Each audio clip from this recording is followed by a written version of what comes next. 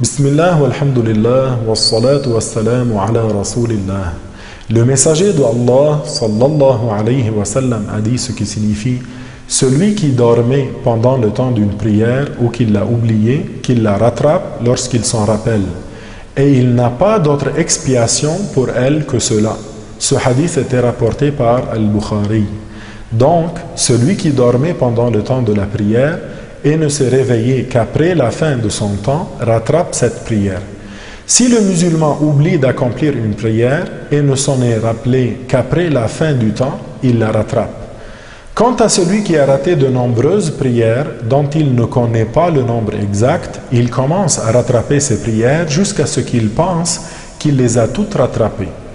Le musulman qui a une foi complète ne néglige pas le rattrapage des prières qui sont à sa charge.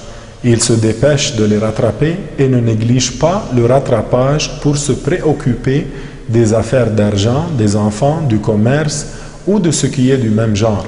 C'est une chose recommandée de rattraper les prières non accomplies dans l'ordre. Ainsi, il rattrape le subuh, puis le dhuhr et ainsi de suite.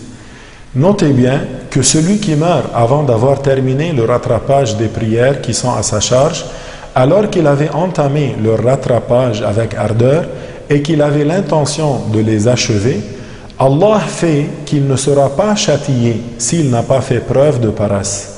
À savoir aussi que la femme n'accomplit pas la prière pendant ses périodes de menstrues ou de sang d'élochie et elle ne doit pas rattraper les prières qu'elle n'a pas accomplies au cours de la période du sang, des menstrues ou d'élochie. Il lui est plutôt un devoir que de rattraper les jours de jeûne de Ramadan qu'elle aurait raté durant la période du sang des menstrues ou des lochis.